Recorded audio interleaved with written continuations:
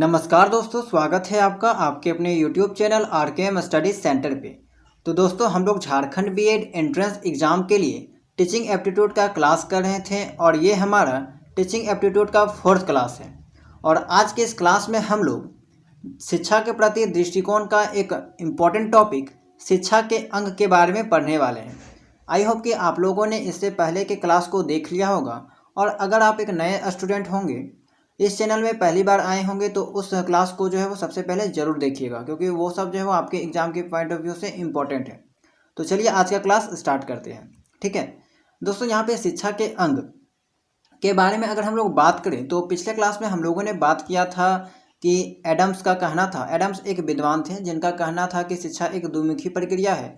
उसके अलावा हम लोगों ने ये भी बात किया था कि शिक्षा एक त्रिमुखी प्रक्रिया है, जो कि ड्यूयो का कहना था। ठीक है, तो यहाँ पे जितने भी विद्वान हुए, आपके जितने भी विद्वान दार्शनिक कह सकते हैं, वे लोग जो है वो शिक्षा को अलग अलग अंग दिए हैं। ठीक है, शिक्षा के जो है वो अलग अलग अंग दिए हैं। एक तरह से कह लीजिए कि उनका जो है वो इस टॉपिक के ऊपर अपना अलग अलग मत रहा है, अपना अलग अलग जो है वो ओपिनियन रहा है। और फॉर एग्जांपल जैसे कि आप एडम्स को ही देख लीजिए। एडम्स ने कहा था कि शिक्षा एक द्विमुखी प्रक्रिया है, और उस द्विमुखी प्रक्रिया के अंतर्गत दो अंग आते हैं, एक शिक्षक और दूसरा जो है वो आपका था विद्यार्थी। फिर आपका एक नया विद्वान आए जिनका नाम था डीयू। ठीक है, डीयू इन्होंने कहा था कि शिक्षा एक त्रिमुखी प्रक्रिया है, और इसके अंदर जो है वो 3 अंग आते हैं, एक शिक्षक, दूसरा बालक और तीसरा पाठ्यक्रम। यानी कि इसने जो है वो पाठ्यक्रम को नया ऐड किया था। तो इस तरह जितने भी विद्वान हुए सभी ने जो है वो अपना अलग अलग मत दिया शिक्षा के अंग के ऊपर में। ओके, तो यहाँ पे फिर फाइनली क्या हुआ, सब कुछ डिसाइड करने के बाद शैक्षिक तकनीक विशेषज्ञों, यहाँ से हम लोग स्टार्ट करते हैं क्लास को। शैक्षिक तकनीक विशेषज्ञों की दृष्टि से जो है वो शिक्षा के 3 अंग माने गए, एक विद्यार्थी, दूसरा शिक्षक और तीसरा जो है वो शिक्षण अधिगम की परिस्थितियाँ। अब ये शिक्षण अधिगम की परिस्थितियाँ क्या होती है? देखिए, विद्यार्थी का मतलब तो आपको पता है, शिक्षक का मतलब भी आपको पता है, लेकिन शिक्षण अधिगम की परिस्थितियाँ क्या होती है, इसके अंतर्गत कौन कौन से घटक या फिर कौन कौन से जो है वो अंग इंक्लूड किए जा सकते हैं।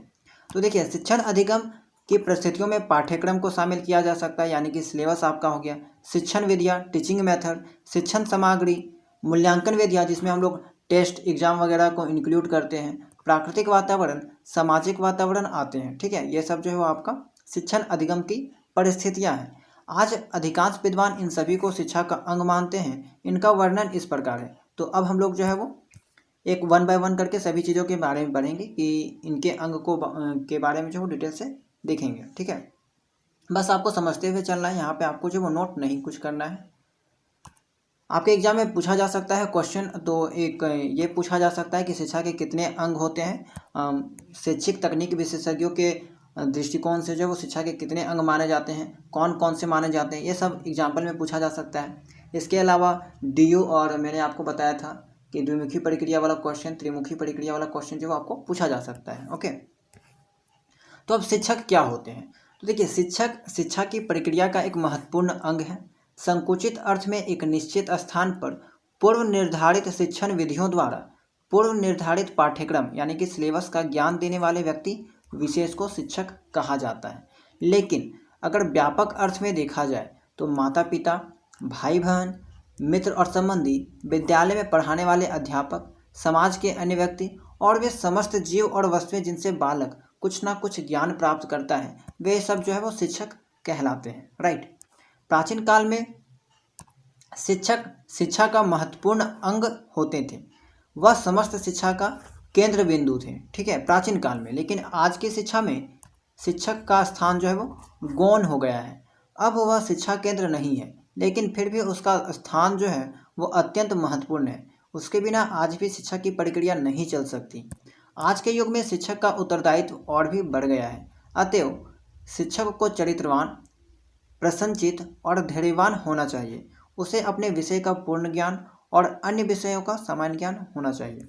उसे आधुनिक शिक्षण पद्धतियों का पूर्ण ज्ञान होना चाहिए, जिससे वह उचित शिक्षण पद्धतियों यानी कि जो टीचिंग आपका मेथड हो गया, ठीक है, का प्रयोग करके बालकों को जो है वो मोटिवेट कर सके, प्रेरित कर सके। ठीक है, मेधावी और विद्वान शिक्षकों के गुण एवं आदर्श बालकों को जीवन पर्यंत प्रेरणा देते हैं। इसीलिए शिक्षक को राष्ट्र निर्माण की कुंजी कहा जाता है। तो यहाँ पे ये वाला आप अंडरलाइन कर लीजिए कि इसीलिए जो है वो शिक्षक को राष्ट्र निर्माण की कुंजी कहा गया है। ठीक है, तो यहाँ पे ये भी क्वेश्चन बन सकता है आपका कि राष्ट्र निर्माण की कुंजी किसे कहा गया है। 4 ऑप्शन दे दिया जाएगा, शिक्षक को, विद्यार्थी को, या फिर कोई भी एक्स्ट्रा ऑप्शन जो है आपको इंक्लूड कर दिया जाएगा और पूछा जाएगा।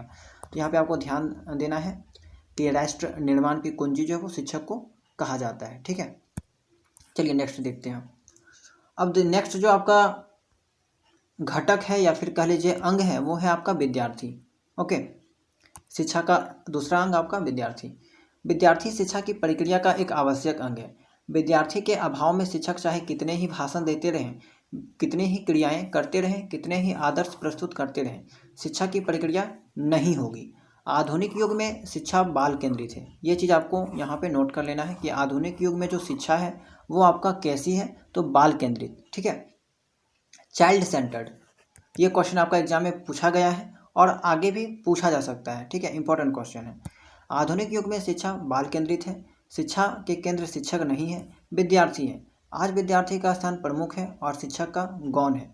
इस संबंध में एडम्स का यह कथन बड़ा प्रसिद्ध है कि शिक्षक जॉन को लैटिन पढ़ाता है। ये भी आपको अंडरलाइन कर लेना है, ये आपको नोट कर लेना है। ठीक है, कि यहाँ पे जो है वो शिक्षक एडम्स का कथन सबसे बड़ा प्रसिद्ध है कि शिक्षक जॉन को लैटिन पढ़ाता है। तो ये आपको पूछा जा सकता है कि यह जो है वो किसका कथन है, शिक्षक जॉन को लैटिन पढ़ाता है।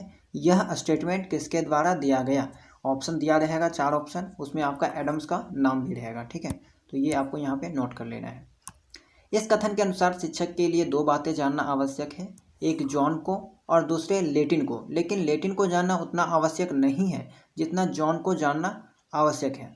अर्थात शिक्षक के लिए बालक की योग्यताओं, क्षमताओं, रुचियों और अभिरुचियों को जानना अधिक आवश्यक है। ठीक है, तो ये आपका जो है वो एक तरह से कह सकते हैं कि व्यंग्यात्मक, ठीक है, व्यंग टाइप का एक स्टेटमेंट दिया गया था कि एडम्स का यह कथन कि शिक्षक जॉन को जो है वो लैटिन पढ़ाता है। जॉन यहाँ पे एक तरह से समझ लीजिए कि स्टूडेंट है। ओके, शिक्षक जो है वो स्टूडेंट को लैटिन पढ़ाता है। तो चलिए ये हो गया हमारा। उसके बाद हम लोग नेक्स्ट देखते हैं। आगे है कि आधुनिक युग मनोविज्ञान का युग है। ठीक है, मनोविज्ञान ने यह सिद्ध कर दिया है कि शिक्षा में बालक की प्रकृति महत्वपूर्ण है। उसको समझे बिना शिक्षा की प्रक्रिया नहीं चल सकती। इसीलिए आज शिक्षा की समस्त योजनाएं बालक को ध्यान में रखकर बनाई जाती हैं। अब यहाँ पे आपका इम्पोर्टेंट क्वेश्चन यहाँ से भी स्टार्ट हो गया। ठीक है, आधुनिक युग के किंडरगार्टन, मॉन्टेसरी, डाल्टन योजना, ह्यूरिस्टिक आदि नवीन विधियों में बालक को प्रमुख स्थान दिया गया है। तो ये आपको पूछा जाता है एग्जाम में। ठीक है, कि कौन कौन सी ऐसी विधियां हैं जिसमें जो है बालक को ध्यान में रखकर बनाई गई है या फिर बालक केंद्रित जो है वो शिक्षा दी जाती है। तो बेसिकली ये सब आपको नाम याद रखना है, किंडरगार्टन, मॉन्टेसरी, डाल्टन योजना। ओके, तो ये सब जो है वो आपको ध्यान में रखना है। यही कारण है कि आज शिक्षक के लिए अपने विषय के ज्ञान के साथ साथ बाल मनोविज्ञानी शिक्षा मनोविज्ञान का ज्ञान आवश्यक हो गया है। ठीक है, चलिए तीसरा जो अंग है वो है आपका सिलेबस, या कह सकते हैं कि पाठ्यक्रम। शिक्षा की प्रक्रिया का तीसरा अंग पाठ्यक्रम है। शिक्षक विद्यार्थी को जो कुछ सिखाता है अथवा सीखने में जो कुछ सहायता करता है वह पाठ्यक्रम है। संकुचित रूप में पाठ्यक्रम का अर्थ विद्यालयों में पढ़ाए जाने वाले परंपरागत विषयों से है, लेकिन व्यापक रूप में पाठ्यक्रम में वे सब अनुभव सम्मिलित हैं जिन्हें एक बालक किसी विद्यालय में अर्थात कक्षा, पुस्तकालय, वाचनालय, प्रयोगशाला, क्रीड़ा स्थल, साहित्यिक, सांस्कृतिक और कलात्मक मंच पर प्राप्त करता है। ठीक है, आज पाठ्यक्रम शिक्षक और विद्यार्थी के बीच की कड़ी का काम करता है। दोनों की क्रियाओं की सीमाओं को निर्धारित करता है। दोनों के सामने स्पष्ट और निश्चित लक्ष्य प्रस्तुत करके उनकी प्राप्ति के लिए उनके कार्य निश्चित करता है। शिक्षा की प्रक्रिया को व्यवस्थित करता है, शिक्षार्थियों के समय और शक्ति का सदुपयोग करता है तथा पाठ्य पुस्तकों को तैयार करना संभव कराता है। ठीक है, तो ये आपका यहाँ पे जो है वो पाठ्यक्रम के बारे में कुछ बातें थी। आपको इतना कुछ ध्यान में नहीं रखना है, बस एक बार अच्छे से आपको जो पढ़ लेना है। ठीक है, अब देखिए यहाँ पे जैसा कि मैंने आपको बताया था कि शैक्षिक तकनीक विशेषज्ञों की दृष्टि से शिक्षा के 3 अंग होते हैं, एक विद्यार्थी, दूसरा शिक्षक और तीसरा जो है वो शिक्षण अधिगम की परिस्थितियाँ। शिक्षक अधिगम की परिस्थितियाँ के अंतर्गत ही आपका जो पाठ्यक्रम को इंक्लूड किया गया है। उसके अलावा नेक्स्ट आपका है शिक्षण विधियाँ एवं शिक्षण सामग्री। इसको भी जो है वो यहाँ पे शिक्षण अधिगम की परिस्थितियों के अंतर्गत जो है वो यहाँ पे शामिल किया गया है। तो इसके बारे में भी थोड़ा सा जान लेते हैं कि शिक्षण विधियाँ क्या होती हैं, शिक्षण सामग्री क्या होती है। शिक्षण प्रक्रिया के अंतर्गत शिक्षक विद्यार्थियों को ज्ञान प्राप्त करने और विभिन्न क्रियाओं में दक्षता, ठीक है, दक्षता यानी कि निपुण कह सकते हैं, प्राप्त करने के लिए प्रशिक्षित करता है, यानी कि ट्रेनिंग देता है, ठीक है। विभिन्न विधियों और साधनों के द्वारा उनके ज्ञान को व्यवस्थित करता है, सिस्टमेटिक कह सकते हैं, ठीक है। विभिन्न विधियों और साधनों के द्वारा जो है वो विद्यार्थियों के ज्ञान को जो है वो एक व्यवस्थित करता है। शिक्षण प्रक्रिया को प्रभावशाली बनाने के लिए शिक्षक को यह जानना आवश्यक होता है कि विद्यार्थी को अधिगम के लिए कैसे प्रेरित किया जाए, उसकी रुचि और अभिरुचि को कैसे जागृत किया जाए और वे कौन से साधन अपनाए जाएं जिनसे कम से कम समय में अधिक से अधिक ज्ञान प्राप्त किया जा सके। इसीलिए शिक्षण विधियों और शिक्षण सामग्री को शिक्षा का अंग माना जाता है। ओके, ये आपका हो गया।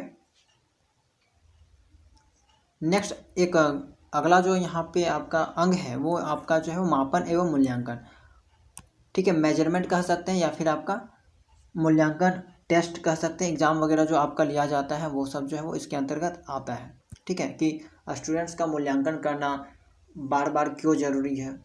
ओके, तो देखिए, और इसको जो है यहाँ पे शिक्षा के अंग के रूप में इसको भी शामिल किया गया है। ज्ञान का विस्फोट होने के कारण पाठ्यक्रम की प्रभावोत्पादकता का मूल्यांकन करने की आवश्यकता निरंतर बढ़ती जा रही है। मूल्यांकन प्रक्रिया द्वारा ही शिक्षण कार्य को उद्देश्य निष्ठता की ओर अग्रसर किया जा सकता है, ठीक है। देखिए, कोई भी स्टूडेंट कितना पढ़ा, कितना उसके अंदर गया, ठीक है, ज्ञान गया, उसको चेक करना अत्यंत आवश्यक है, ठीक है। इसीलिए आजकल जो है वो शिक्षण व्यवस्था में आपका मूल्यांकन को शामिल कर दिया गया है और ये ज़रूरी भी था कहीं ना कहीं, क्योंकि स्टूडेंट्स के प्रतिभा को कैसे पहचाना जाए उसके लिए ये जो है वो अत्यंत यहाँ पे ज़रूरी हो जाता है। मूल्यांकन प्रक्रिया द्वारा ही हमें चुनौतीपूर्ण उद्देश्यों का चुनाव करने में सहायता मिलती है। मूल्यांकन प्रक्रिया के द्वारा ही विद्यार्थियों की अधिगम की गति, बुद्धि, रुचि, अभिरुचि, अभिवृद्धि और व्यक्तित्व का मापन कर उन्हें शैक्षिक और व्यावसायिक निर्देशन जो है वो दिया जाता है तथा उनकी कठिनाइयों का ज्ञान प्राप्त किया जाता है। इसलिए आज यह आवश्यक माना जाने लगा है कि शिक्षक को मापन और मूल्यांकन की विधियों में दक्ष होना चाहिए। यही कारण है कि आज मापन और मूल्यांकन को शिक्षा का अंग माना जाता है। चलिए, नेक्स्ट आपका जो पॉइंट है शिक्षा के अंग में वो है आपका प्राकृतिक पर्यावरण। अब प्राकृतिक पर्यावरण का अर्थ प्राकृतिक परिस्थितियों से लिया जाता है। शिक्षा की प्रक्रिया पर प्राकृतिक परिस्थितियों का बहुत जो है प्रभाव पड़ता है।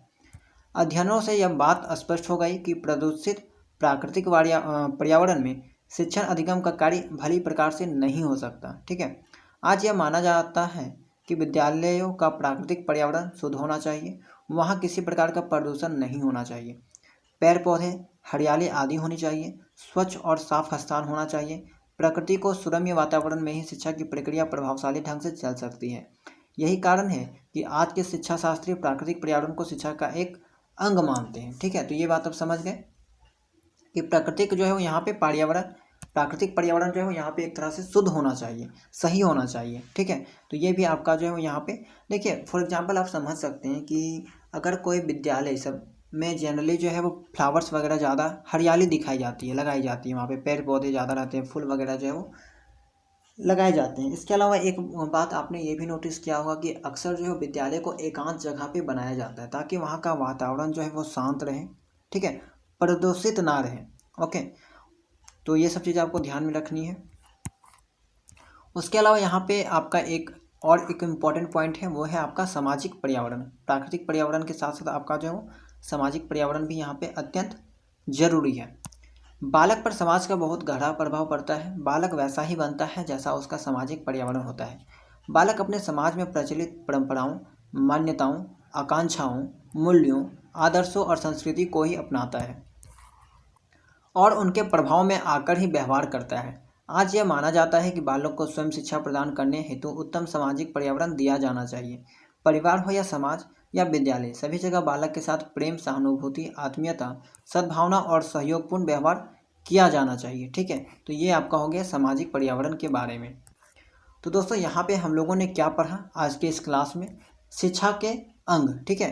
अंग को ही दूसरा नाम जो है वो यहाँ पे घटक भी कहा जाता है। तो आपको यहाँ पे कौन कौन सी चीज़ें याद रखनी है, कौन कौन सी चीज़ें नोट करनी है, एक बार हम जो है वो आपको फिर से रिवीजन करा देते हैं, ठीक है। उसके बाद आज का क्लास जो है वो स्टार्ट यहीं पे जो है वो ख़त्म करेंगे। ओके, छोटे छोटे टॉपिक है, 1 बाय 1 हम लोग टॉपिक को कवर करेंगे। टोटल जो है वो हम लोग शिक्षा के प्रति दृष्टिकोण को 8 क्लास में जो है कंप्लीट करने वाले हैं।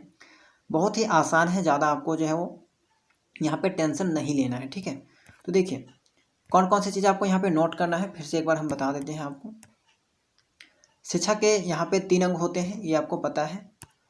एक सबसे पहले स्टार्ट कर देते हैं द्विमुखी प्रक्रिया वाला। उसके अकॉर्डिंग जो है वो एडम्स का कहना था कि शिक्षा एक द्विमुखी प्रक्रिया है और उसके 2 अंग हैं, एक शिक्षक और दूसरा विद्यार्थी। उसके बाद दूसरा स्टेटमेंट था शिक्षा एक त्रिमुखी प्रक्रिया है, ये बात आपका डीयू का कहना था। और उसके अकॉर्डिंग शिक्षा के 3 अंग हैं, एक शिक्षक, दूसरा बालक और तीसरा पाठ्यक्रम। उसके बाद हम लोग यहाँ से स्टार्ट किए कि शैक्षिक तकनीक विशेषज्ञों की दृष्टि से शिक्षा के 3 अंग हैं, एक विद्यार्थी, दूसरा शिक्षक और तीसरा अधिगम, ठीक है, शिक्षण अधिगम। अब बात आता है कि शिक्षण अधिगम के अंतर्गत जो है वो कौन कौन से आपका घटक आता है, कौन कौन सा जो है वो आपका अंग आता है। तो यहाँ पे सबका नाम दे रखा है, इस चीज़ को आप लोग जो है वो नोट कर लीजिएगा। उसके बाद यहाँ पे और एक इम्पॉर्टेंट चीज़ मैंने आपको बताया था कि शिक्षक को जो है वो राष्ट्र निर्माण की कुंजी कहा जाता है। ओके, उसके अलावा और चीज़ आपको यहाँ पे ध्यान देना है कि आधुनिक युग में शिक्षा जो है वो बाल केंद्रित है, चाइल्ड सेंटर्ड है, ये चीज़ आपको यहाँ पे ध्यान देना है। एडम्स का कथन यहाँ पे ध्यान देना है, शिक्षक जॉन को लैटिन पढ़ाता है। ओके, उसके बाद यहाँ पे शिक्षण जो विधियाँ थी आपका, ये वो यहाँ पे आपको याद रखना है कि समस्त योजनाएं के बारे में बताएं जिसके अंतर्गत जो है बालक को केंद्रित रख कर जो है वहाँ पे अध्ययन कराया जाता है। तो आधुनिक युग के किंडरगार्टन, मॉन्टेसरी, डाल्टन योजना, ये सब जो है आपका वहाँ पे एग्जाम्पल हो जाएगा। नेक्स्ट आपको ध्यान में क्या रखना है, पाठ्यक्रम के बारे में आपको पता है, ये सब आपको यहाँ पे ध्यान जो है वो नहीं रखना है, बस नाम याद रखना है कि ये सब जो है वो शिक्षा का एक अभिन्न अंग है। ओके, इसके अलावा यहाँ पे आपको जो है कोई भी चीज़ उतना ध्यान में नहीं रखना है, याद नहीं रखना है। बाकी हम जो आपको क्वेश्चन कराएंगे इस चैप्टर का, इस चैप्टर को कंप्लीट होने के बाद आपको सब चीज़ें जो है वो समझ में आ जाएगी कि कौन कौन सा चीज़ जो है वो आपके एग्जाम के पॉइंट ऑफ व्यू से इंपॉर्टेंट है। तो चलिए, आई होप कि आपको जब आज का क्लास पसंद आया होगा, चीज़ें समझ में आई होगी, तो वीडियो को लाइक कर दीजिएगा, ठीक है। और अगर आप इस चैनल में नए होंगे तो चैनल को सब्सक्राइब कर लीजिएगा। मिलते हैं नेक्स्ट क्लास में।